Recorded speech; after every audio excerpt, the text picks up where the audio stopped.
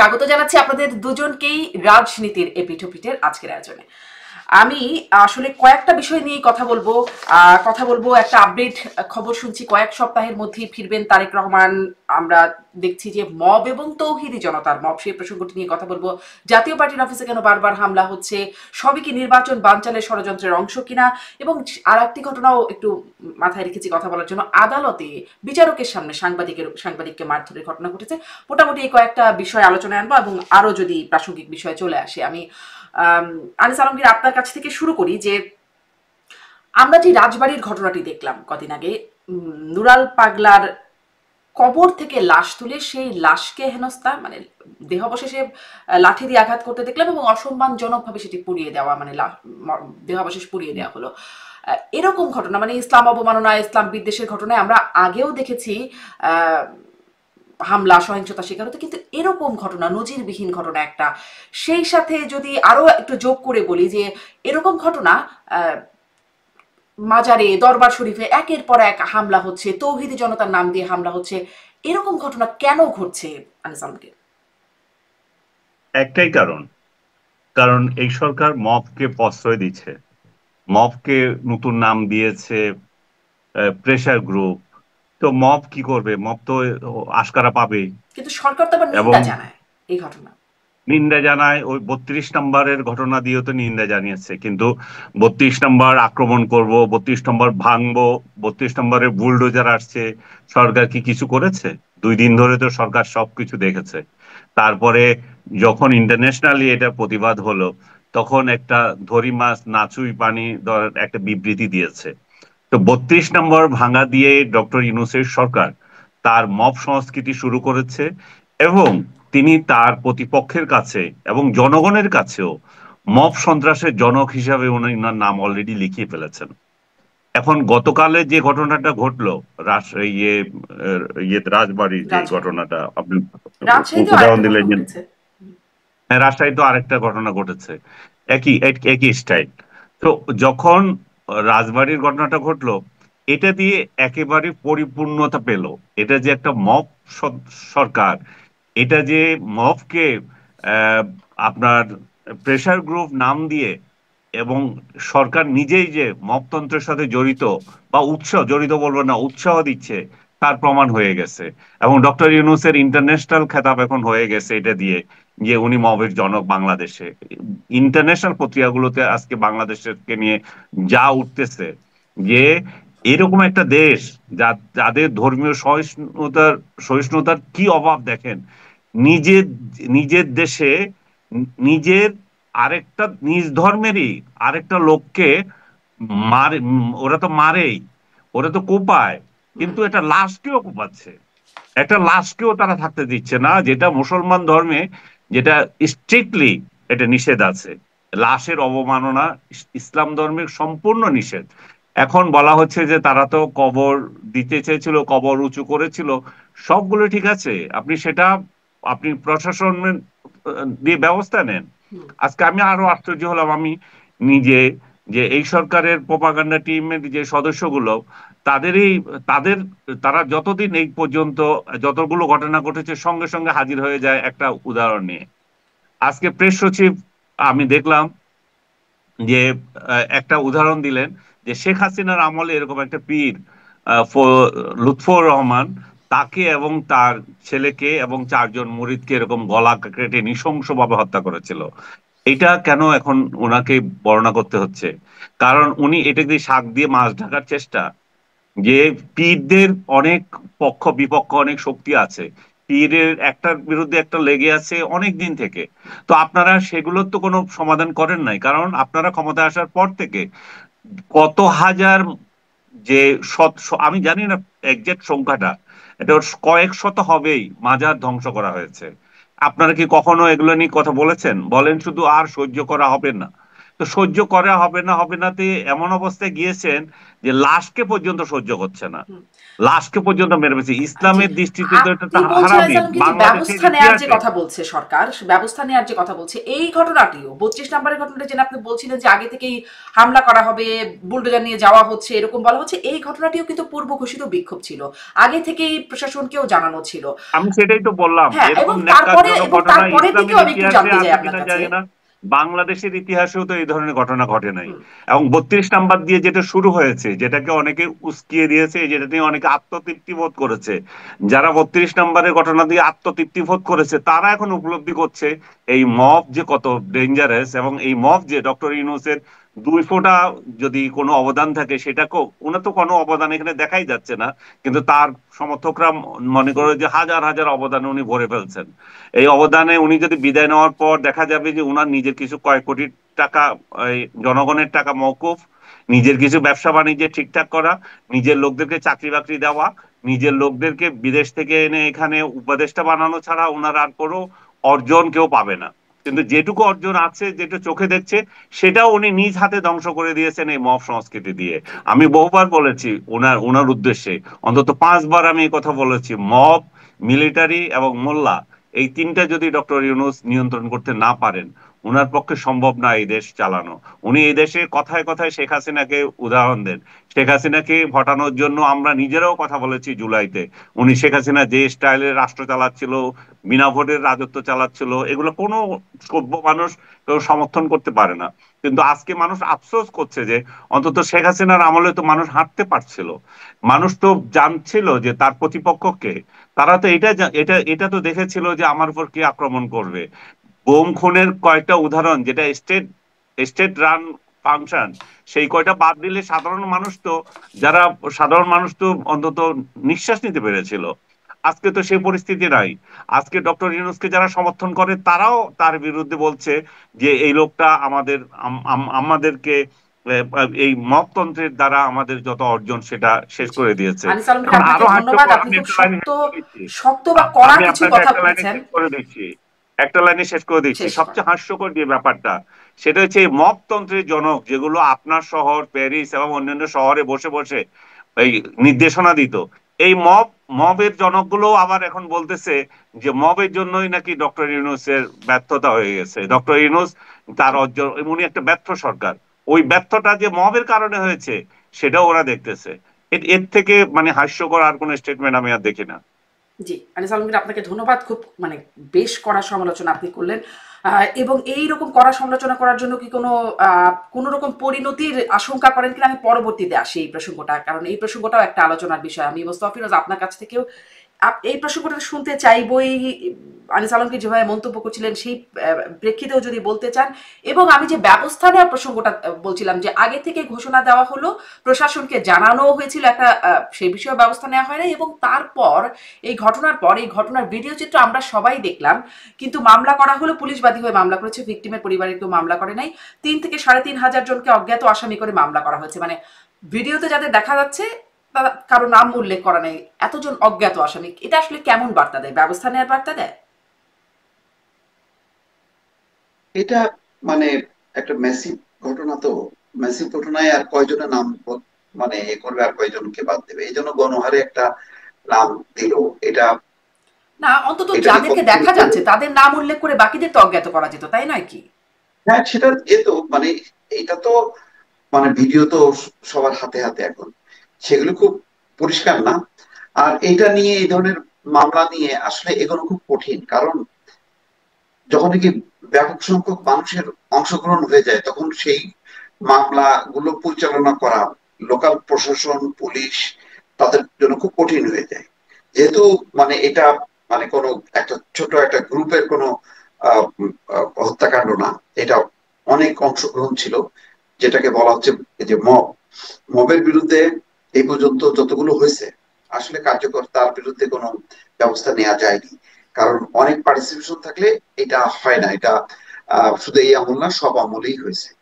আমার কাছে যেটা মনে হচ্ছে কি, দেখেন, আমরা এখানে ডক্টর ইউনূস বা প্রশাসন আমরা ফেলিউরটা বলতে পারি, কিন্তু আহ একটা বোঝার দরকার যে এই সরকারের পক্ষে কতটুকু করা সম্ভব। কারণ এই সরকার হলো নন পলিটিক্যাল সরকার, তার কোনো আসলে কোনো দল নেই। একটা পলিটিক্যাল গভর্নমেন্ট যেভাবে হ্যান্ডেল করতে পারে সেইভাবে ইউনূস সাহেবের পক্ষে সম্ভব হয়নি। কারণ সবচেয়ে বড় এখানে আমি যেটা মনে করি যে লোকাল যে রাজনীতি, ওখানে দরকার ছিল বিএনপি জামাত সহ, যদি সত্যিকার অর্থে মনে করে তারা যে না এই ঘটনাটা হওয়া উচিত না, তাহলে তাদেরকে এই দায়িত্বটা নেওয়া দরকার ছিল। পুলিশ প্রশাসন তো পরে, তারা আইন শৃঙ্খলা বাহিনীর একটা সুনির্দিষ্ট সংখ্যা আছে, তো তারা ওই সংখ্যাটা দিয়ে সম্ভব না। যেহেতু মানুষের একটা পার্টিসিপেশন হয়ে গেছে, ওই মানুষের মধ্যে বিএনপি আছে, জামাত আছে, অন্যান্য, কিন্তু ওই যে সবচেয়ে বড় যেটা আনিস আলমগীর যেটা বলছে, একটা বড় ঘাটতি হয়ে গেছে এখানে। ঘাটতিটা হচ্ছে আওয়ামী লীগের ঘাটতি। এই আওয়ামী লীগ যদি আজকে গণতান্ত্রিক ধারায় রাজনীতি করতো, তাহলে আজকে এই মব, এই উগ্রতা ঠেকানোর ক্ষেত্রে সবচেয়ে নেতৃত্ব দিতে পারতো আওয়ামী লীগ। কিন্তু আওয়ামী লীগ তো নিজেই এমন একটা শক্তিতে রূপান্তর হয়েছে, এটা হচ্ছে এক ধরনের উগ্র শক্তি, আর ওইটা হয়ে গেছে একটা ফ্যাসিস্ট শক্তি। যার ফলে এখন ফ্যাসিস্ট শক্তি চলে গেছে, কিন্তু উগ্র শক্তি এসে আমাদের গাড়ির উপর বসবাস করতেছে। এখন তাদেরকে প্রতিরোধ করার ক্ষেত্রে নীতিগত অবস্থানের দিক দিয়ে এখন কেবলমাত্র আমরা হাতে এটি দেখি কেন আওয়ামী লীগই কি একমাত্র উগ্র শক্তিকে মোকাবেলা করতে পারে? একমাত্র না, একমাত্র না, একাধিক মাত্র, একাধিক মাত্র। আমি বলছি অন্যতম একটা ভূমিকা ছিল তার অতীতের, মানে 15 বছর আগের ভূমিকাটা যদি আমরা স্মরণ করি, তার একটা লিবারেল ডেমোক্রেসি তো একটা রাজনীতি আছে যেখানে তারা এই উগ্রতাকে প্রশ্রয় দেবে না। বিএনপিও কাছাকাছি আছে, এবং আজকে রুহুল কবির রিজভী কিন্তু বলছেন যে রাসূল এটা সমর্থন করে না, এই ধরনের মানে মরদেহ পোড়ানো এটা সমর্থন করে না, প্রতিবাদ করেছে। কিন্তু আরো বড় প্রতিবাদটা করতে পারতো আওয়ামী লীগ, কিন্তু আওয়ামী লীগ অন্য একটা রাজনীতি চর্চা করতে করতে সেই শক্তিটা সে এখন একেবারে অ্যাবসেন্ট। আজকে চিন্তা করেন, লোকালি ওই রাজবাড়ী গোয়ালন্দ এলাকায় যদি বিএনপি আওয়ামী লীগ অ্যাক্টিভ থাকতো, তাহলে কিন্তু আজকে এই ঘটনাটা হয়তো নিয়ন্ত্রণ করা যেত। সব ক্ষেত্রে মানে তারা পারবে এই রাজনৈতিক শক্তি তাও না, তারাও অনেক ক্ষেত্রে অসহায় হয়ে পড়ে, তারপরে একটা ভরসা করতে একটা পারতো। ভরসা জায়গা ছিল। এখন কিন্তু আপনি কার উপর মুস্তাফিজ, ভরসা আপনি কি করবেন? এটি আপনি লক্ষ্য দেখেন করেছেন এনসিপির যে বিবৃতি, সেখানে তারা বলছে যে বাংলাদেশ জাতীয়তাবাদী দল ও বাংলাদেশ জামায়াতে ইসলামের স্থানীয় নেতা এবং স্থানীয় আলেম সমাজের সমন্বয়ে উক্ত ঈমান আকীদা রক্ষা কমিটি গঠিত হয়েছে। মানে যারা হামলা করছে আর কি নুরাল পাগলার মাজারে, তারা হচ্ছে সেই রক্ষা ঈমান আকীদা রক্ষা কমিটি হচ্ছে স্থানীয় বিএনপি এবং জামাতের লোক, মানে তারাই আসলে হামলা হ্যাঁ, করছে। মানে আমি তো বললাম তো যে লোকাল পর্যায়ে যেই মানে রাজনীতির কর্মীদের যে চিন্তা চেতনা, তাদের যে দর্শনটা ওইরকমই, হয়তো কেন্দ্রীয় ভাবে আওয়ামী লীগ মানে বিএনপি সেটা বিরোধিতা করছে, কিন্তু লোকাল রাজনীতিটা তো ওই ধর্মান্ধতার মধ্যেই আছে, সেখান থেকে তো এটা সম্ভব হয়নি। ফলে আজকে এই যে গণতান্ত্রিক রাজনীতির যে কত বড় অভাব, তার শক্তি গুলো না থাকার কারণে আজকে এই মব গুলো, এই উগ্রবাদিতা আমরা নানা জায়গায় দেখছি। ওই যে কয়েকদিন আগে দেখলাম দিনাজপুরে, দেখলাম আনন্দ রিসোর্টে হামলা, সেখানে দরগা শরীফ পড়া ছিল। এবং ওই দিন কিন্তু গতকালকে শুধু রাজবাড়িতে না, রাজশাহীতেও কিন্তু একটা মাজার ভাঙচুর করা হয়েছে, আগুন দেওয়া হয়েছে। কিন্তু তো এইগুলি ঘটছে, এবং আরো আনিস আলমগীর তথ্য অনুযায়ী, এবং আমিও নিজেও জানি, প্রচুর মাজার এবং দরগা শরীফ এইভাবে একের পর এক হামলা হয়েছে। কিন্তু লোকাল পর্যায়ে একটা গণতান্ত্রিক রাজনৈতিক শক্তি যদি মানে থাকতো আজকে, তাহলে এটা প্রতিরোধ করতে পারতো। কিন্তু ওই যে বললাম যে আপনি গণতান্ত্রিক শক্তি যখন ফ্যাসিস্ট শক্তি হয়, ওইটা যখন চলে যায়, তখন ওই ধর্মীয় উগ্র শক্তি তখন উগ্রবাদ জায়গা পায়। এবং সামনে চলে আপনি আসে, মুস্তাফিজ এবং আরো একটা তার কথা ফলাফল বলছিলেন। আমরা ভোগ করছি। কিন্তু এটা অনেক আগে থেকেই বলা হচ্ছিল হ্যাঁ, যে এই যে গণতান্ত্রিক রাজনৈতিক চর্চাটা বাদ দিল মানে আওয়ামী লীগ, তার ফলে কিন্তু অভ্যুদয় ঘটবে কিন্তু এই উগ্রবাদী স্পষ্ট। শক্তি। আজকে সেই উগ্রবাদী শক্তির সামনে আমরা পড়লাম আর কি। আরেকটু ছোট্ট করে আপনি বলছিলেন যে এই সরকারের সক্ষমতার জায়গাটাই বা কতটুকু, সরকারের আসলে কোনো রাজনৈতিক ফোর্স নাই, আসলে কি সরকারের সক্ষমতার অভাব, নাকি আনিস আলমগীর যেটি বলছিলেন যে এই সরকার তাদেরকে প্রশ্রয় দিচ্ছে এবং সরকারের মানে তিনি মব সরকার বলছেন, আসলে ব্যাপারটা কি সরকারের শুধুই সক্ষমতা বা লিমিটেশন যাকে আমরা বলি সেটি, নাকি আগ্রহ, সদিচ্ছা বা প্রশ্রয়? শক্তভাবে বলতে চাই না, আমি এত শক্তভাবে বলতে চাই না। ডক্টর ইউনূস কি চাইলেও কি পারবে? পারবে না। চান কিনা এটি হচ্ছে প্রশ্ন। না, চান, অবশ্যই চান। কারণ আমি মনে করি ডক্টর ইউনূস একটা তার আন্তর্জাতিক একটা ইমেজ আছে। সেই ইমেজটা কিন্তু ওই মিজানুর রহমান আজহারির না, মানে মধ্যপ্রাচ্য ভিত্তিক না, ইউরোপ আমেরিকা ভিত্তিক পশ্চিমা দেশগুলো। তো সেই দেশগুলোর একটা আন্তর্জাতিক নীতি, আহ, তার একটা সংস্কৃতি আছে। ডক্টর ইউনূস কিন্তু ওই সংস্কৃতি কে রিপ্রেজেন্ট করেন, কিন্তু ওই যে তিনি পারছেন না। এখন না আমি পারলাম না বলে তার মানে আমি এইটা করছি, বিষয়টা তো তা না। আমি চাচ্ছি না কিন্তু হয়ে যাচ্ছে। ওই যে মানে রাজনৈতিক সরকার না থাকলে যা হয়, এই জন্য আমি অনেকবার বলেছি যে এই ধরনের ইন্টারিম গভর্নমেন্ট, তত্ত্বাবধায়ক সরকার, তাদের একটা 2 মাস 3 মাসের বেশি থাকা উচিত না। আপনি লম্বা সময় থাকবেন, আপনি আপনার স্পষ্ট। ক্ষমতা, আপনার নিয়ন্ত্রণটা আপনি লুজ করবেন। অনেক সেইটা ধন্যবাদ, ঘটছে। অনেক ধন্যবাদ জনাব মোস্তাফিরুজ। ওই আমি আরো একটি মবের দিকে যাব। জাতীয় পার্টির অফিসেও বারবার হামলা হচ্ছে, এরকম মানে ঘটনা যে ঘটে আসলো তারপরেও হামলা হয়েই যাচ্ছে। আমি সেটা নিয়ে একটু আসবো, তবে আনিস আলমগীর ছোট্ট করে ওই জায়গায় মোস্তাফিরুজ যেটি বলছেন যে তার সক্ষমতার ঘাটতি, ডক্টর ইউনূস সরকার চাইলেও আসলে পারবেন না, কারণ তার সেই ঘাটতি আসলে তিনি দেখাচ্ছেন। এই প্রসঙ্গে একটু একদম ছোট্ট করে 1-2 লাইনে যদি মন্তব্য করেন। না, মোস্তাফিরুজ যেটা বলছেন সেটার সাথে আমি একমত না। কারণ উনি চাইলে পারেন। যেমন উনি বলছেন যে মামলা কার বিরুদ্ধে দেবে, মানে এতগুলো লোক আছে, কিভাবে হয়? তো যারা কমিটি করেছিল তাদেরকে দেন, যারা মারছে তাদেরকে দেন। আপনি 5 জন তো দিতে পারেন, 10 জন তো দিতে পারেন, কমিটি তো আছে আপনার হাতে। কমিটি কি পুলিশের হাতে নাই? ওই এনসিপি যদি দাবি করে থাকে, যথার্থ দাবি করেছে এটা, জামাত এবং ইয়ের আহ, জাতীয়তাবাদী দলের লোকেরা আছে, বা ওদের এনসিপিরও যদি কেউ থেকে থাকে, ধরেন তাদেরকে। কমিটিতে যারা আছে তাদেরকে কে এই ক্ষমতা দিয়েছে যে মরা লাশ তুলে তাকে পুড়িয়ে দেওয়ার? যেটা জঘন্যতম কাজ, যেটা পৃথিবীর বুকে বাংলাদেশকে মাটিতে মিশিয়ে দিয়েছে। ধর্ম, শুধু বাংলাদেশকে না, ধর্মকে মাটিতে মিশিয়ে দিয়েছে। এমন একটা জঘন্য কাজ বাংলাদেশের ইতিহাসে ঘটে নাই।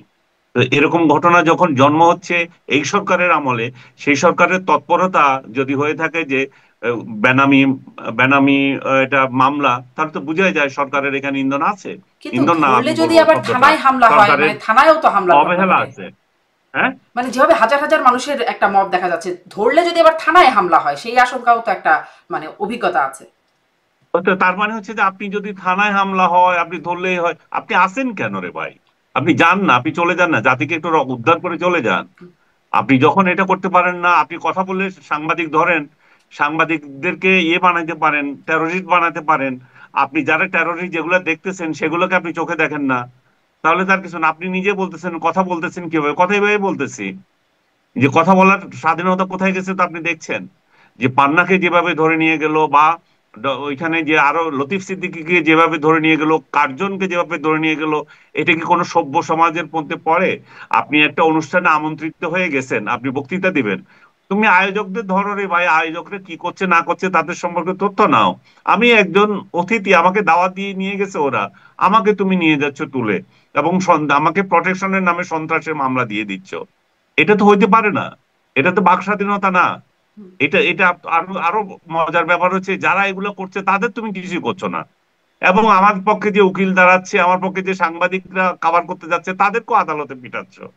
এই যেই আদালত তোমাকে সসম্মানে এন্ট্রি দিছিল তোমার মামলা পরিচালনা করার জন্য। তো তাহলে কি দাঁড়াচ্ছে? দাঁড়াচ্ছে যে প্রতিহিংসা, প্রতিহিংসা এবং মব রাজত্ব। এটা বাড়তি আর কিছু হচ্ছে না। আমরা যে স্বপ্ন নিয়ে 24-এর গণ অভ্যুত্থান দেখেছিলাম, যে যে অভ্যুত্থান নিয়ে আমাদের সন্তানেরা রাস্তায় নেমেছিল, রক্ত দিয়েছিল, সেটাকে তো বৃথা করে দিয়েছে ডক্টর ইউনূস, আর কেউ না। জি, এই যে সাংবাদিককে আদালতে পেঠাচ্ছে সেটা নিয়ে আসবো, কিন্তু আপনি বলছিলেন সেই ঘটনাটি মানে এত ঘটনা ঘটছে আলোচনার বাইরে চলে যায় একটু কয়েকদিন পুরনো হয়ে গেলে। এই হুম। সাংবাদিক, আইনের শিক্ষক, সাবেক মন্ত্রী, তাদেরকে যেভাবে ধরে নিয়ে যাওয়া হলো সন্ত্রাস বিরোধী হুম। আইনে, আপনারই একটা বক্তব্য শুনছিলাম যে আপনিও সেই অনুষ্ঠানে আমন্ত্রিত ছিলেন আনিস আলমগীর, আপনি সেখানে যান নাই, কেন যান নাই? হুম। আমি যাই নাই। আমার একটা প্রিন্সিপাল আছে। আমার প্রিন্সিপালটা হচ্ছে যে, প্রথমত আমি কোনো রাজনৈতিক দল কিংবা অ্যাক্টিভিস্টদের কোনো অনুষ্ঠানে যাই না। আমি সাধারণত সাংবাদিকদের অনুষ্ঠানে যাই। সেখানে যদি ডিআরইউ নিজস্ব কোনো সংবাদপত্র বিষয়ে কোনো অনুষ্ঠান হতো, সেখানে যদি সেখানেও যদি তারাও যদি স্বাধীনতা সার্বভৌমত্ব নিয়ে যদি ডিআরইউ আয়োজন করতো, তাহলে সেখানে আমি যেতাম। প্রেস ক্লাব যদি আয়োজন করতো, আমাকে দাওয়াত দিলে যেতাম। আমি শুধু বাংলাদেশে কোনো রাজনৈতিক দলের লেজুর ভিত্তি করতে আগ্রহী না, কোনো অ্যাক্টিভিস্ট যারা অ্যাক্টিভিজম যারা জড়িত, এই ধরনের সংগঠনে আমি জড়িত এটি থাকতে আসলে কি আগ্রহী না। রাজনৈতিক দলের নাকি অ্যাক্টিভিজমের সাথে জড়িত যারা মানে এই এটা মঞ্চে অ্যাক্টিভিজম, থাকে? এটা it's one type of activism. তারা স্বাধীনতা সার্বভৌমত্বকে অক্ষুণ্ণ রাখতে চায়, আমি তার সাথে একমত। কিন্তু আমি আমার যে এরিনা, আমার এরিনা কথা বলা, আমার এরিনা সংবাদপত্র, আমার এরিনা টেলিভিশন মিডিয়া, আমার এরিনা ওই জায়গায় বক্তৃতা দেওয়া না।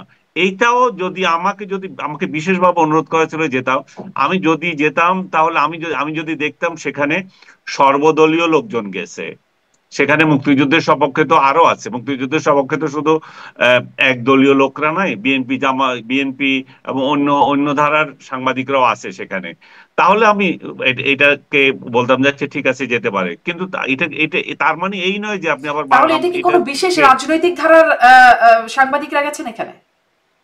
এখানে এখানে যে যারা গিয়েছে তারাও স্বাধীনতার পক্ষে শক্তি গিয়েছে। আমরা মূল মূল দাগে যেটাকে ভাগ করি যে স্বাধীনতার পক্ষ শক্তি এবং বিপক্ষ শক্তি। তো বিপক্ষ শক্তি তো যে বিপক্ষ শক্তি বা সফট মানে কথা বলে যে মুক্তিযুদ্ধ নিয়ে বা বঙ্গবন্ধুকে ঘৃণা করি, মুক্তিযুদ্ধকে লাভ করি, এই জাতীয় লোক যারা আছে তারা যায় নাই। যারা গিয়েছে তারা বঙ্গবন্ধুকে লাভ করে, মুক্তিযুদ্ধকেও লাভ করে, সেই ধরনের লোকরা গিয়েছে। এখন আমি যাই নাই তাই বলে এই সংগঠনটা খারাপ, এই সংগঠন বাজে কাজে অ্যাক্টিভিটিজ আছে, সেটা তো আমি কখনো বিশ্বাস করব না। আমি যে দেখেছি যে যারা এখানে গিয়েছে তাদের মধ্যে অনেকে স্বচ্ছ লোক আছে, অনেকে মুক্ত বাক স্বাধীনতার কথা বলে, স্বাধীনতার পক্ষের লোক, এবং তারা সেখানে গিয়েছে, যাওয়া তো কোনো অপরাধ না। যাওয়া তারা 100 ভাগ, আমি যেতে পারি নাই আমার নিজের অক্ষমতা, কিন্তু যারা গিয়েছে তারা তো 100 ভাগ তার মত প্রকাশের স্বাধীনতায় গিয়েছে, তারা 100 ভাগ তার অ্যাক্টিভিটিসে গিয়েছে, তাদেরকে তো আপনি ইয়েতে হেফাজতের নামে তুলে নিয়ে যেতে পারেন না। আপনি তাদেরকে যদি মনে করেন যে এরা ইয়ে ছিল, টেরোরিস্ট অ্যাক্টিভিটিতে জড়িত ছিল, তাহলে দেখাইতেন, আগে তুলে নিতেন। আপনি তো উল্টা, যারা টেরোরিস্ট ছিল, যারা আপনি চোখে দেখতেছেন, যারা মত সন্ত্রাসী, যারা ত্যাগ সন্ত্রাসী, আপনি তাদেরকে কিছু বলেন নাই, জি তাদের রাজনৈতিক পরিচয় আপনি জি জানেন। আহ, স্পষ্ট আপনার অবস্থান। এই যে এখানে আমি আসলে আরেকটু অন্য দিক থেকে কথা বলতে চাচ্ছিলাম, কিন্তু যদি এই প্রসঙ্গটা এসেই গেল, এটা নিয়ে কথা বলে শেষ করি। মোস্তফা ফিরোজ, যে যারা টেরোরিস্ট অ্যাক্টিভিস্টে জড়িত তাদের বিরুদ্ধে না, বরং যারা আসলে কথা বলতে গিয়েছিল বা যারা হামলার শিকার, মবের শিকার হলো, তাদেরকে নিয়ে যাওয়া হলো। এবং ঘটনার পরে আমরা যা দেখলাম, তাদের জামিনও হচ্ছে না আদালতে। একটু আমার আরেকটা অনুষ্ঠানে মাসুদ কামাল সেদিন বলছিলেন, সাংবাদিক মাসুদ কামাল, যে তিনি এজাহারটি পড়েছেন, যদি আমি নিজে পড়িনি। সেখানে বলা হচ্ছে যে লতিফ সিদ্দিকী কি কি বলেছেন, অথচ লতিফ সিদ্দিকী তখন মাইকও হাতে নেন নাই কথা বলবার জন্য, কিন্তু এজাহারে তার মনের কথা অন্তর্জামী পুলিশ লিখে ফেলেছে যে তিনি কি কি বলছেন। এরকম ঘটনায় তাকে ধরে নিয়ে যাওয়া হলো। এর কোনো জবাবদিহিতা চাইবার কোনো জায়গা নাই। আদালতে গিয়েও মানে জামিন নামঞ্জুর হয়ে যাচ্ছে, এবং সাংবাদিককে প্রহার করা হচ্ছে একদম আদালতে, বিচারকের সামনে। এগুলো কিভাবে ঘটে যেতে পারছে মোস্তফা ফিরোজ? এগুলি ঘটছে বলেই তো আজকে ওই রাজবাড়ির এই ঘটনা ঘটছে। কারণ যখন দেখে যে অন্যায় পার পেয়ে যায়, তখন আরো অনেক অন্যায় সংঘটিত হয়। ছোট ছোট অন্যায় গুলিকে আমি যখনই দমন না করব, তখন বড় অন্যায় ঘটতে থাকবে। সেই ঘটতে ঘটতে আজকে আমরা রাজবাড়ির একটা ভয়াল চিত্র দেখলাম। এখানে তো যেই ঘটনাটা ঘটছে, মানে এটা মানে খুবই ন্যাক্কারজনক অন্যায়। এটা কোনোভাবেই সমর্থন করা যায় না। এবং মামলার সময় আমি দেখছিলাম যে বলছে যে এদের মোটিভ, এদের কথাবার্তা, এদের অতীত ব্যাকগ্রাউন্ড নাকি রাষ্ট্র বিরোধী এবং এটা নীতি বিরোধী, কি সব মানে আজব আজব কথাবার্তা বললো। মানে একটা আলোচনা সভা শুরু হওয়ার আগেই সিদ্ধান্ত উপনীত হয়ে গেল যে তারা হলো রাষ্ট্র বিরোধী, সুতরাং সন্ত্রাস বিরোধী এতে তারা তো মামলা আগেই দিয়ে দিল। যদি রাষ্ট্রবিরোধী জানা যায়, তাহলে তাদের অনুমতি দিল কেন? ডিএমপির তো অনুমতি ছিল। অনুমতি ছিল, সেটাই বলছি যে এটার কোনো ব্যাখ্যা নেই, এটার কোনো বিশ্লেষণ নেই। এবং আমি বঙ্গবন্ধুর পক্ষে বলি বিপক্ষে বলি, এটা তো তাহলে তো মানে আগে কি হতো? আগে তো এই কাজগুলোই হতো। তাহলে পার্থক্যটা কোথায়? তারা একটা কথা বলতে পারবে না, তারা তো একটা রাজনৈতিক দলের ব্যানারে কি আসছে? আসছে নাই। বলছে যে এটা বয়ান তৈরি করার চেষ্টা করতেছে। তা আমি আগের থেকেই বয়ান তৈরি করা, তাহলে আমি এখন যে কথা বলতেছি আমি বয়ান তৈরি করার চেষ্টা করতেছি, তাহলে আমার গলা টিপে ধরো। আর বয়ান এগুলো তৈরি কোনো করার চেষ্টা কথা করলে না, সমস্যা কি? এগুলো হলো এক ধরনের একটা ফ্যাসিজমের বিদায় নেওয়ার পরে ভিন্ন দর্শনের একটা ফ্যাসিজম প্রতিষ্ঠা করার নানা রকম উপকরণগুলো কিন্তু সংগঠিত হচ্ছে। যেমন দেখেন, আপনি শাহবাগে প্রতিবাদ কর্মসূচি করলেন, তারপরে সন্ধ্যার সময় যে জাতীয় পার্টির অফিসে আগুন দেওয়া হলো, এটা কোন ধরনের? তাহলে প্রতিবাদের রাজনৈতিক প্রতিবাদটা হবে, আবার আমি নিজে হাতে সেটা বিচার করে আমি আগুন ধরায় দেবো? এটা হয় কোনোদিন? এই ঘটনাগুলি তো ওই যে সবগুলো ওভারলুক করা হচ্ছে, সবগুলোকে প্রশ্রয় দেওয়া হচ্ছে। নূরের ব্যাপারে যতটা সিরিয়াস, জাতীয় পার্টির এখানে বারবার কারা আগুন দিচ্ছে সেইগুলিকে সিসি ক্যামেরা ফুটেজে মানে ধরা যাচ্ছে না? আমরা চোর ডাকাত ধরতে পারতেছি ওই ফুটেজ গুলি বিশ্লেষণ করে। তো এখানে আমরা করতে পারতেছি না। রাশেদ গণ অধিকার পরিষদে সে তো বলতেছে যে এটা গণ অধিকার পরিষদ করেনি, ব্লেম দেওয়া হচ্ছে। তাহলে তো আরো ভালো হইলো, তাহলে তো ওই যারা আগুন দিল তাদেরকে ধরা হচ্ছে না কেন? আজকে গতকালে একটা রাত তো চলে গেল, গতকাল রাতের থেকে আজকে পর্যন্ত কয়জনকে এই ঘটনায় ধরা হলো? একজনকেও না। এখন পর্যন্ত আমরা কোনো দেখি নাই, কোনো তালিকা দেখি নাই। কিন্তু ওই ঝটিকা মিছিল করতেছে, মানে এক ধরনের গেরিলা কায়দায় তেজগা আওয়ামী লীগ বা ধানমন্ডিতে, তখন সাথে সাথে সেই সাবেক এমপি সহ সেগুলি ধরা পড়তেছে। আর এখানে পুলিশের সামনে প্রকাশ্যে আগুন দিচ্ছে, সেগুলি ধরা পড়ছে না বা ধরছে না।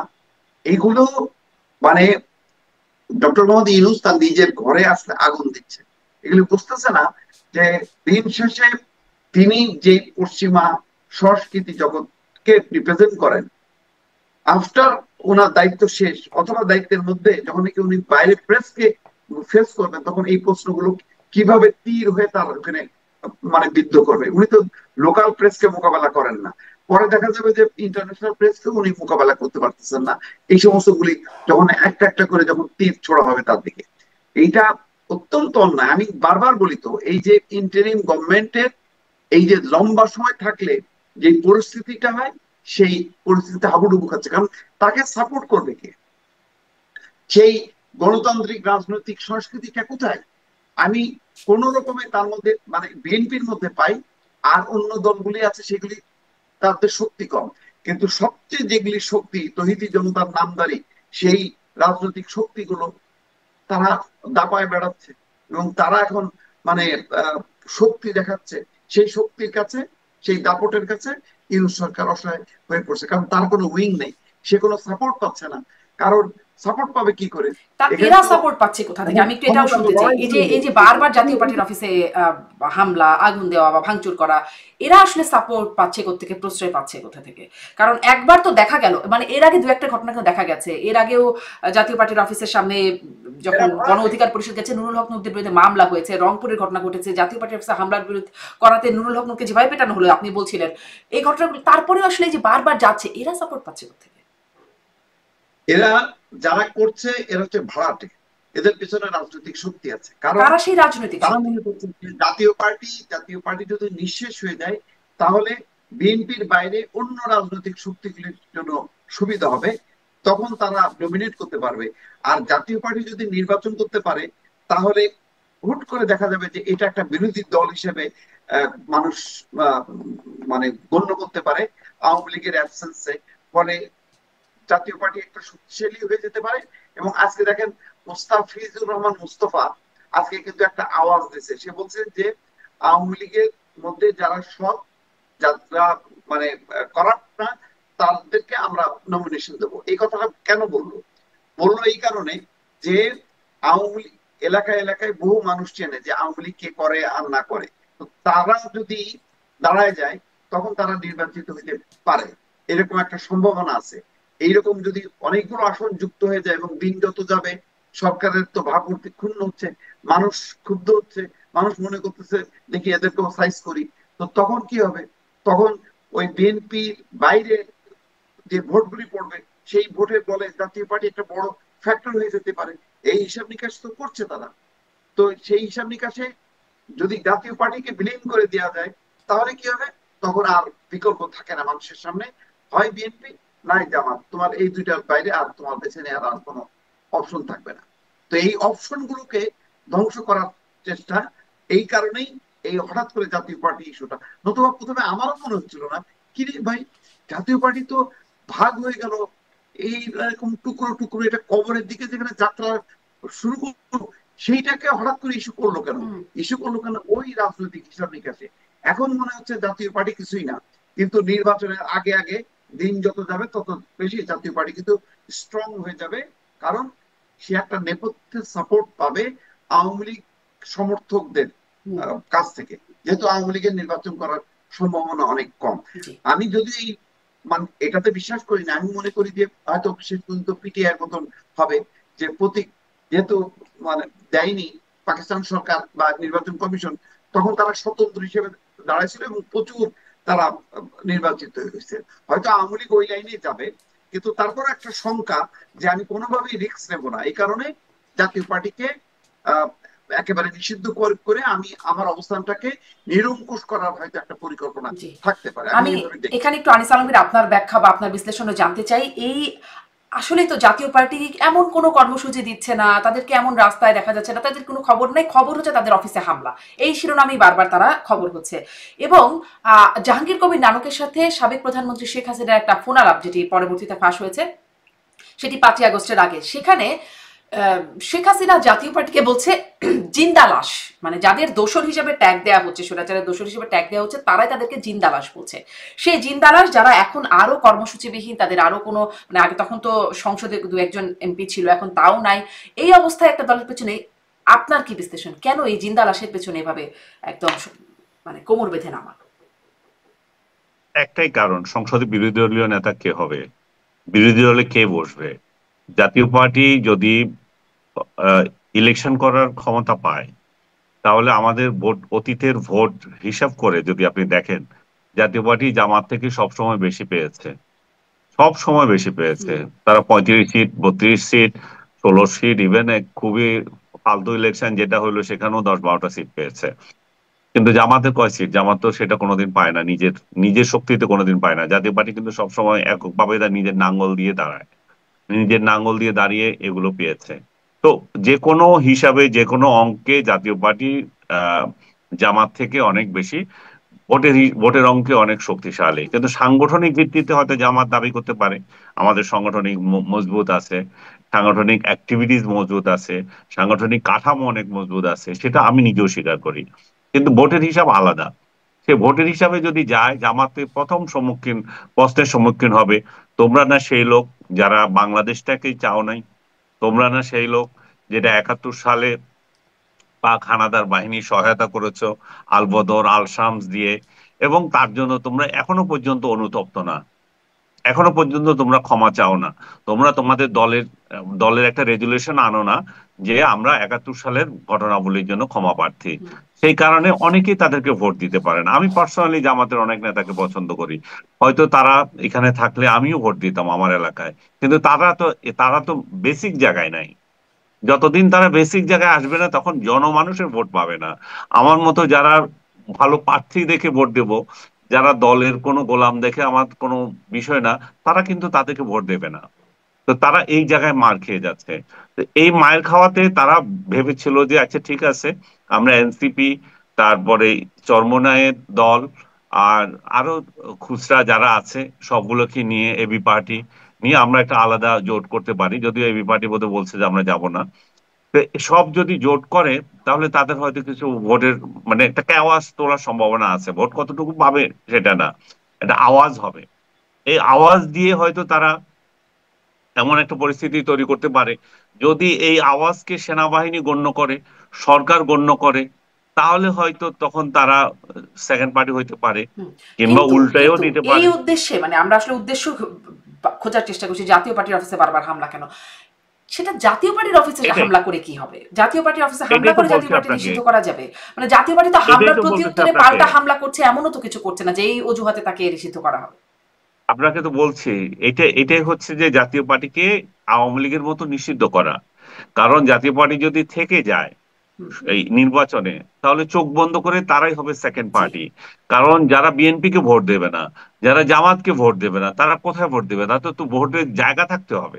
প্রশ্নটা কিন্তু সেখানে যে মানে উদ্দেশ্য হচ্ছে জাতীয় পার্টিকে নিষিদ্ধ করা, তো নিষিদ্ধ করার জন্য তো সরকারের কাছে বারবার দাবি করতে হবে, জাতীয় পার্টির অফিসে কেন বারবার হামলা? জাতীয় পার্টিকে আপনি জাতীয় পার্টি তো চুপ ছিল এতদিন, বা জাতীয় পার্টির ব্যাপারে আমরা কোনো কিছু করি নাই। জাতীয় পার্টিকে আমি এখন যে ওরা যে গণশত্রু, এটা মানুষের মধ্যে জাগাতে হবে না? না জাগালে সরকার হঠাৎ করে কেমনি করবে? কিছু একটা ইস্যু তৈরি করতে হবে। ইস্যু তৈরি করার জন্য নূরের দল বা আদার্স কে জামাত ভর করেছে। জামাত কিন্তু এত এত চালাক যে ওরা নিজেরা কিছু করবে না, হুম। এরা অন্যদেরকে লাগিয়ে দিবে তোমরা এটা করো।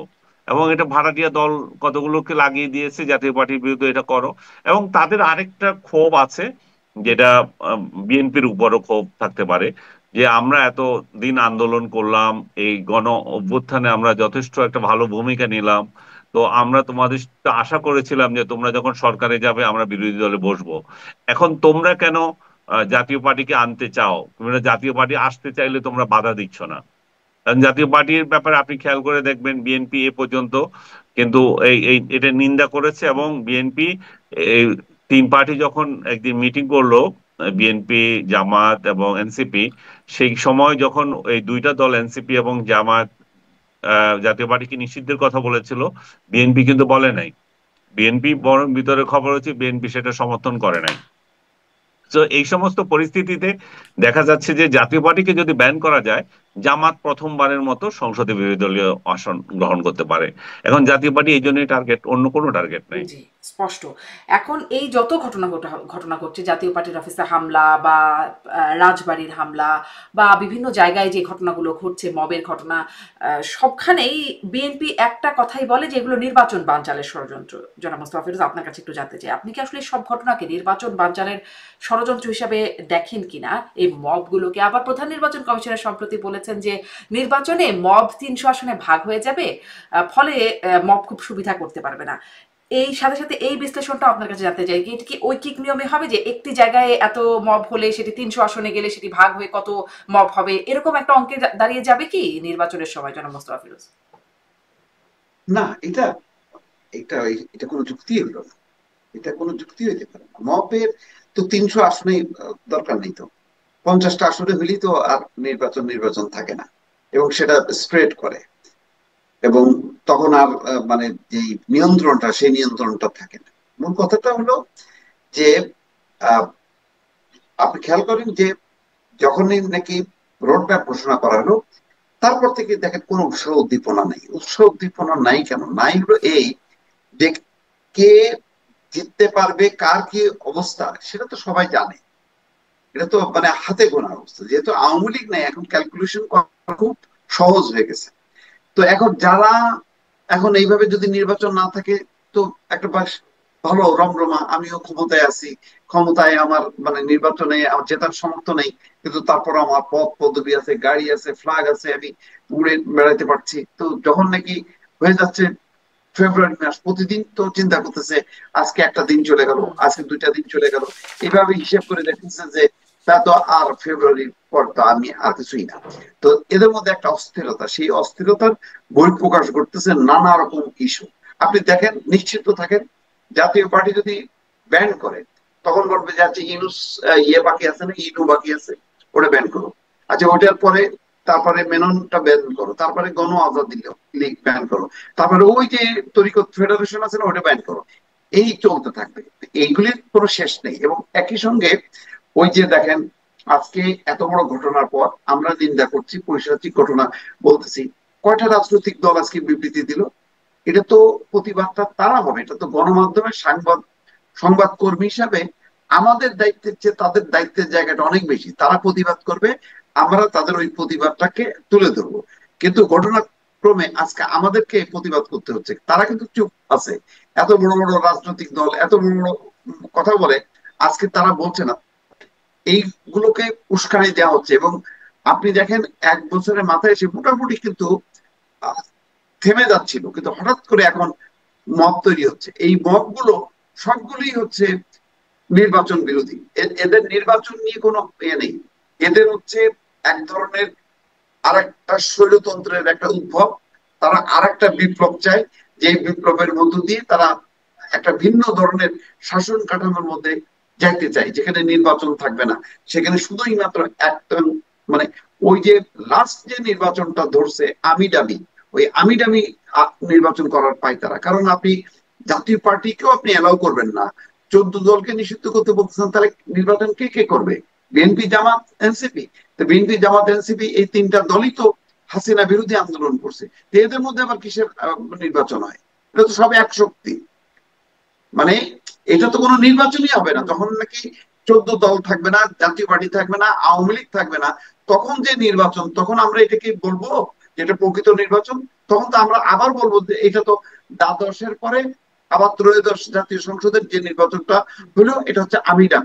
কারণ কিন্তু বিএনপি মোস্তফা জামাতের ফিরোজ, নির্বাচন। এখানে একটা বিষয় যে আগে তো সবসময় দেখতাম এই ইনক্লুসিভ নির্বাচন, অংশগ্রহণমূলক নির্বাচনের ব্যাপারে যুক্তরাষ্ট্র খুব, মানে বহির্বিশ্বের প্রেশারের মধ্যে যুক্তরাষ্ট্র খুব চাপ দিত। এখন তাদের আর এই ইনক্লুসিভ শব্দটা তাদের ডিকশনারি থেকে একরকম উধাও হয়ে গেল। বরং জাতিসংঘ বলছে ইনক্লুসিভ মানে, মানে শেখ হাসিনা যে ব্যাখ্যাটা দিতেন যে ইনক্লুসিভ মানে আসলে রাজনৈতিক দলগুলো না, জনগণ অংশগ্রহণ করলে সেটা ইনক্লুসিভ হয়ে যায়। শেখ হাসিনা এমন একটা ব্যাখ্যা দিতেন, এখন এই ব্যাখ্যাটা দিচ্ছে জাতিসংঘ। এরকম মানে উল্টে গেল কেন? না, উল্টে যায়নি। আমার ধারণা যে সময় আছে, এটা তারা বলবে, অবশ্যই বলবে। আমি আমি বিশ্বাস করি। আরেকটা হইতে পারে যে এটা এখন বিশ্বব্যাপী যে আমেরিকায় তো এটা লিড করে, আমেরিকার ডোনাল্ড ট্রাম্প আসার কারণে তারা তো অলরেডি সব রাষ্ট্রকে বলছে যে তোমরা লোকাল নির্বাচন নিয়ে কোনো কথা বলবা না, নির্বাচন নিয়ে যদি কথা বলতে হয় আমরা মার্কিন পররাষ্ট্র দপ্তর থেকে যখন বলবো তখন তোমরা বলবো। ফলে এই জিনিসটা এখন মানে সংকুচিত হয়ে গেছে। এখন ওই যেভাবে পিটার ডি হাস যেভাবে দৌড়ঝাঁপ করতো বলতো, আহ, তাদের পররাষ্ট্র দপ্তর যেভাবে বলতো, এখন কিন্তু বলছে না। কিন্তু আমার ধারণা যে বলবে যখন নাকি নির্বাচনের বিষয়টা একটু ঘনীভূত হবে, তখন কিন্তু ইনক্লুসিভ নির্বাচনের কথা বলবে। এবং বলবে না যে এটা আমার মনে হয় না। ফলে তখন আর বলে আরো কি হবে যদি দলগুলো নিষিদ্ধ হয়ে যায় বা স্থগিত হয়ে যায়? এই অবস্থা যদি দাঁড়িয়েই যায় তখন মানে ওই নির্বাচনের ঠিক আগে আগে বলে আসলে লাভ কি হবে? এখনই তো নির্বাচনের জন্য গোছানোর সময়, তাই নয় কি? না, নিষিদ্ধ মানে কি? আপনার কার্যক্রম নিষিদ্ধ মানে তো এই না যে এক দল নিষিদ্ধ হয়ে গেল, তা তো না। কার্যক্রম নিষিদ্ধ, দল তো আর নিষিদ্ধ হয় না। নিবন্ধন তো স্থগিত এবং হয়ে দল আছে। দল নিষিদ্ধের সিদ্ধান্তটাকে সমর্থন করে না বাংলাদেশের সর্ববৃহৎ রাজনৈতিক দল বিএনপি। তো এটাও তো মানে কেন বলে না? এটাও তো তারা একটা আন্তর্জাতিক রাজনীতিটা চিন্তা করে যে ইন্টারন্যাশনালি এটা অ্যাকসেপ্টেড হবে না। কোন দলকে যদি নিষিদ্ধ করা হয় তখন সেখানে নির্বাচন হয়, তো সেই নির্বাচনটা যে গণতান্ত্রিক নির্বাচন না, এটা বিএনপি ভালো করে বোঝে। হুম। এই কারণে কিন্তু তারা দল জি। নিষিদ্ধের কথা জি। বলছে না। এবং সরকারও কিন্তু একটু চাপের মুখে সে একটু বলছে যে বিচার পর্যন্ত কার্যক্রম নিষিদ্ধ। কিন্তু একদম নির্বাচন পর্যন্ত নিষিদ্ধ রাখাটা এটা যথেষ্ট টাফ হবে। চেষ্টা হবে হয়তো নানান শক্তি বিচার গুলো। পর্যন্ত কার্যক্রম নিষিদ্ধ রাখাটাই তো একটা মানে, বিচার তো আর আজকালকের মতো হয়ে যাবে না। যদিও পাবলিক প্রসিকিউটর বলছেন তড়িঘড়ি না, করে এখানে ত্রুটিপূর্ণ হলেও এখানে একটা তড়িঘড়ি করে সবিরোধিতা করা আছে, হচ্ছে। সবিরোধিতা আছে। কিন্তু ফাইনালি আপনি যেটা বলছেন যে ওরা এখনো কেন বলছে না আহ, আগে যেভাবে বলতো, সেই একটা যেহেতু পট পরিবর্তন হয়েছে, একটা বড় রাজনৈতিক আহ, পরিবর্তনের কারণে ইন্টারিম গভর্নমেন্টকে হয়তো এই মুহূর্তে তারা বলছে না। কিন্তু যখন কি ফাইনালি আসবে বিষয়গুলো, তখন আমার ধারণা বলবে। আর আমি তাহলে আমার একদম এটা এক লাইনে যদি বলেন, তাহলে কি আপনার মনে হয় যে সামনে নির্বাচনে আওয়ামী লীগ, জাতীয় পার্টি সবাই থাকতে পারবে? আওয়ামী লীগ আমার ধারণা যে নিজে থেকে হয়তো নির্বাচনের শেষ পর্যন্ত আসবে না, মানে আসার মতো সেই স্কোপটাই পাবে না। তো সেই কারণে তারা হয়তো স্বতন্ত্র হিসেবে দাঁড়াবে জাতীয় বিভিন্ন পার্টি জায়গায়। জাতীয় পার্টি অবশ্যই নির্বাচন করবে। নির্বাচনে থাকতে স্পষ্ট। একই প্রশ্ন আমি আনিস আলমগীর আপনার কাছে, যে জাতীয় পার্টি আওয়ামী লীগ সামনে নির্বাচনে থাকতে পারবে? পরিস্থিতির এমন হবে মার্কিন দূতাবাস বা মার্কিনেরা আগে ইনক্লুসিভ নির্বাচনের কথা বলতে এখন বলছে না কেন? সম্প্রতি ফরহাদ মাজার, মানে কয়েকটা বিষয় মিলিয়ে দিয়ে আপনি একবারে উত্তরটা বলেন আপনার, বলেন যে কদিন আগে ফরহাদ মাজারের একটা বক্তব্য দেখছিলাম, তিনি বলছেন যে এখন বাংলাদেশ পরিচালিত হয় বনানী মার্কিন দূতাবাস থেকে। আপনার মন্তব্য? আমি তার মন্তব্যে জবাব দেওয়ার আগে আরেকটা কথা বলি আপনাকে, যেটা আমি আগে যোগ করিনি। এটা উদ্বেগের বিষয়, যেটা বর্তমান সরকারের আমলে আইন তো পাচ্ছেই না। মানে উকিল নিতে সমস্যা, যার যার উকিল নিয়োগ করতে পারছে না, যথাযথ উকিল নিয়োগ করলে তাদেরকে মবের ভয় আছে। এটা তো গেলই, আর জেলখানায় যারা আছে তারাও মব আতঙ্কে আছে। জেলখানাতে বিচার বিচার চলছে, এরকম লোকদেরকে লীগের লোক বলে হামলা করা হচ্ছে পুলিশ, যা বিএনপি এবং জামাত, এবং সেখানেও চাঁদাবাজি হচ্ছে। এটা জেল খাটছে ওরকম লোকেরাই বলছে। হুম। বিশেষ করে আমি একটা ঘটনার কথা বলি আপনাকে, আবরার হত্যা মামলার আসামি। আবরার হত্যা মামলার আসামি আপনি যদি খেয়াল করে দেখেন, শিবির বলে পরিচিত যে আসামি ছিল তাকে 5 আগস্টেই ওই এর মধ্যেই হাওয়া করে দিয়েছে, এই যে জেলখানা থেকে হাওয়া করে দিয়েছে, তাকে নিয়ে এসছে। বাকি যেগুলো লীগ বলে পরিচিত তারা আছে, তাদের আত্মীয় স্বজনদের বিভিন্ন জায়গায় মব লাগিয়ে দেওয়া হচ্ছে। আর তারা যে ভিতরে আছে তারা চাঁদা দিতে দিতে শেষ হয়ে যাচ্ছে, পুলিশ সহ অন্যদের। আমি মনে করি প্রশাসনের এই বিষয়টা দেখা উচিত, এবং অন্যান্য যারা আসামি যাচ্ছে, যারা ভিন্ন দলের, তাদের থেকে পুলিশ চাঁদাবাজি করছে এবং বিএনপি এবং জামাত চাঁদাবাজি করছে। তো যেখানে আদালত নিরাপদ না, জেলখানা নিরাপদ না, রাস্তাঘাট নিরাপদ না, তা আপনি চিন্তা করে দেখেন আমরা কোন জাহান্নামের মধ্যে আছি। জাহান্নাম এটা থেকে তো মানে আহ মানে উত্তরণের জন্য যে কোনো ভাবেই একটা নির্বাচন এখন জরুরি হয়ে গেছে। আপনি সেখানে যদি চান যে বিএনপি এই আওয়ামী লীগ আসবে কিনা, আওয়ামী লীগ আসবে কিনা মানুষ সেটা মাথা ঘামাচ্ছে না আর। মানুষ চায় যে বাবা একটা ইলেকশন দিয়ে যাও, এই জাহান্নামই আমরা আর দেখতে পাচ্ছি না। এত এত অনাচার মানুষ সহ্য করতে পারছে না। জাতীয় পার্টি আসবে সেটাও ধরা যায়, কারণ জাতীয় পার্টি এবং জাতীয় পার্টি থাকবে কি থাকবে না সেটা আবার নির্ভর করছে বিএনপির উপর। বিএনপি কি চায় 24-এর গণহত্যায় যে দল অভিযুক্ত আওয়ামী লীগ, তাদের সহযোগীকে তারা বিরোধী দলে বসাবে, নাকি 71-এর গণহত্যার সহযোগী যে দলটা এই জামাতে ইসলামী, তাদেরকে তারা বিরোধী দলে বসাবে? এই দুইটা চয়েসের মধ্যে বিএনপি আসলে কাকে চায় সেটার উপর নির্ভর করছে। না, এর এখন আগে তো বিএনপি তারা যদি চায়, মানে 71-এ যারা সহযোগী বা যাদের কথা আপনি ইঙ্গিত করছেন তাদেরকে বসিয়েছে সরকারে। সেটা তো তারা সরকারের অংশীদার ছিল, তারা সরকার গঠনের জন্য তাদের লেগেছিল, নিয়েছিল, একসঙ্গে যুগপৎ আন্দোলন করেছে। এখন তার তাদের পার্টি থাকছে না, এখন তো অলরেডি জামাত ডিক্লেয়ার করেছে আমরা বিরোধী দলে বিরোধী জোট করছি, যেটা নিয়ে বিএনপি থাকবে না। তো সেখানে তো এটা স্পষ্ট যে তারা তাদের মতোই রাজনীতি করছে, এবং সেই জায়গায় যা বিএনপির যে ক্ষমতায় যাবে সেটা তো অনেকটা স্পষ্ট। কারণ খালি ফিল্ডে তো আপনিও গোল দেবেন, এখানে তো গোল দেওয়ার কেউ নাই। আপনার প্রধান প্রতিদ্বন্দ্বী আওয়ামী লীগকে আপনি ইলেকশনে করতে দিচ্ছেন না, আপনি বেআইনি ভাবে আপনি নির্বাহী আদেশ দিয়ে আপনি তাকে ব্যান করে রেখেছেন, যার কোনো ইয়ে নাই, যার কোনো আইনগত ভিত্তি নেই। এখন আইন আদালত সবকিছু যখন নিজেদের ইয়েতে মুষ্টিতে আছে, তখন যা ইচ্ছা তা করা যেতে পারে। তো সেই জায়গায় এই ইলেকশনে কি আসবে না আসবে আমার কাছে এটা এখন ইম্মেটেরিয়াল মনে হচ্ছে। যেটা সবচেয়ে বেশি জরুরি, ডক্টর ইউনূস একটা নির্বাচিত সরকারকে ক্ষমতা দিয়ে যাক। আমি ব্যক্তিগতভাবে অবশ্যই ইনক্লুসিভ ইলেকশনের কথা বলবো, বারবার বলবো, এবং প্রত্যেক দিন বলে আসছি, ডে ওয়ান থেকে বলে আসছি। শেষ যেদিন প্রসঙ্গে যাই, আওয়ামী, আনিস আলমগীর, আপনার হ্যাঁ, কাছে এবং প্রসঙ্গটা শেষের দিকে, মানে নির্বাচনের আগায় আসছে যখন সময়টা, তখন আমরা আজকে জানতে পারছি বিএনপি স্থায়ী কমিটির সদস্য ডক্টর জাহিদ তিনি বলছেন যে কয়েক সপ্তাহের মধ্যে দেশে ফিরবেন তারেক রহমান। আমরা এতদিন শুনেছি বিএনপি নেতাদের সাথে যখন কথা বলতাম তারা বলতেন যে বাংলাদেশের নিরাপত্তা, ফিরতে তার নিরাপত্তা সংখ্যার ব্যাপারটা আছে। এখন কি তাহলে সেটা নাই? কি পরিস্থিতির পরিবর্তন হলো যে কয়েক সপ্তাহের মধ্যে, বা কি পরিস্থিতির পরিবর্তন হবে যে তিনি আসলে কয়েক সপ্তাহের মধ্যে ফিরবেন? উনি কখন আসবেন সেটা আমি জানি না। ডক্টর জাহিদ যদি একটা দিয়ে থাকেন সেটা তার নেতা কর্মীদেরকে আশ্বস্ত করার জন্য বলতে পারেন। কারণ তারেক জিয়া কেন দেশে আসেন না সেটা তার দলে এবং বিরোধী দলে প্রশ্নের সম্মুখীন। এত বিজয়ের পরেও উনি কেন আসবেন না? ওনার যদি এত ভয় থাকে তাহলে এত বছর ধরে ওনার নেতা কর্মীরা কিভাবে তাহলে এই দেশে দিনাতিপাত করেছিল, ওনার সেটা উপলব্ধি করা উচিত। তো এই প্রেক্ষিতে উনি যদি আসতে চান আসেন, আমরা তো এটাকে ওয়েলকাম করছি। তবে এর মধ্যে আসবেন না পরে আসবেন সেটা তো আহ, উনারাই শুধু বলতে পারেন, কিংবা তারেক জিয়ার ঘনিষ্ঠ বা তারেক জিয়া নিজেই বলতে পারেন। উনি তো, আমরা আরেকজনের কথাই শুনবো কেন? তারেক জিয়া নিজে তো বলতে পারেন আমি এত তারিখে আসবো। শুনছি যে উনি আহ তফসিল ঘোষণা করলে চলে আসবেন, আসতে ভালো। তাতে তো রাজনীতি পরিপূর্ণতা পায় এবং এনআরকি যেগুলো চলছে সেগুলো কমে। আপনি তার নিরাপত্তা নিয়ে যে কথা বলছিলেন, তার নিরাপত্তা হুমকির পুরো বিষয়টা ছিল রাজনৈতিক। তাকে গোয়েন্দা গোয়েন্দা রিপোর্টে তাকে বলা হয়েছে তার জীবন বিপন্ন। আবার ডক্টর ইউনূস তার সাথে বৈঠক করে এসেছেন, সেফ এক্সিট কিভাবে পাবেন, ক্ষমতা দিয়ে কিভাবে যাবেন, সবকিছু ঠিকঠাক হয়ে গেছে। এখন ওই নিরাপত্তা উঠে গেছে, যে এখন ওনার জন্য ভালো এবং উনি কেন আসেন না। এগুলো হচ্ছে বাংলাদেশের রাজনীতির খেলা, নেপথ্যে খেলা এগুলা। উনি নিরাপদে আসতে পারবেন, উনাকে কে কি করবে? সরকার যদি মনে করে যে উনার নিরাপত্তার সংকট আছে, তাহলে উনাকে স্পেশাল ইয়ে দেওয়া উচিত, হুম। আহ নিরাপত্তা দেওয়া উচিত। আমেরিকা সহ বিভিন্ন রাজনৈতিক দলের যে যারা ইলেকশন করে তাদেরকে তো এরকম গার্ড দেওয়া হয়। তো ওনাকেও দেওয়া হোক।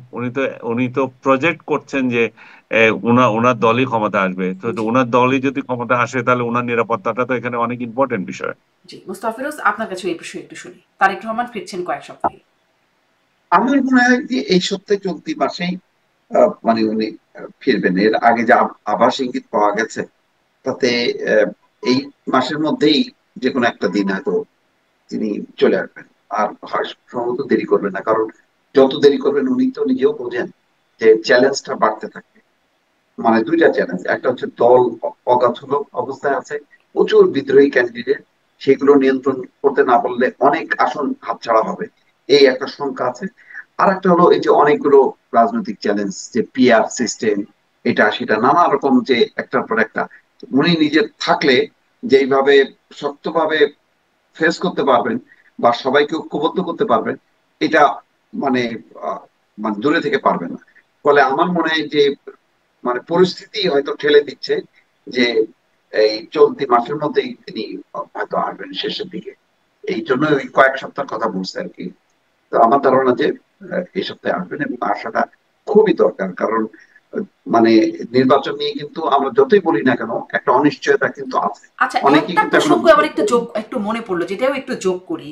কারণ উপদেষ্টা আসিফ মাহমুদ বলছেন যে যারা ডিসেম্বরে নির্বাচন চাইতো তারাই এখন নির্বাচন বানচালের ষড়যন্ত্র করছে। তারা চায় আওয়ামী লীগের পুনর্বাসন, নির্বাচনে আওয়ামী লীগ থাকছে না বলে তাদের এখন মাথা নষ্ট হয়ে গেছে। কাদের কথা বলছেন মোস্তাফিজ, বুঝতে আমি পারলাম এটা নিজেও আসলে কনফিউজড। এটা ডিসেম্বরে তো নির্বাচন চেয়েছিল আহ, প্রধানত বিএনপি। তো বিএনপি চায় না মানে কেন? বিএনপি তো সে নেগোসিয়েশন করে, তারা তো একটা আহ, যে ঐক্যবদ্ধ ভাবে তারা লন্ডনে সেটা নেগোসিয়েশন করি তো বললো ফেব্রুয়ারি মাসে মেনে নিল। তো আর কে? মানে না, জামাত তিনটা ডেট দিছে: ডিসেম্বর, জুলাই এবং জুন। তো আপনারা এটা কি আপনারা জামাতের ভুল কথা কিনা? বুঝছেন। কি। হ্যাঁ আপনারা হ্যাঁ। আমি ভুল যুক্ত করতে চাই। জি বলেন। আপনারা ভুল জায়গায় গেছেন।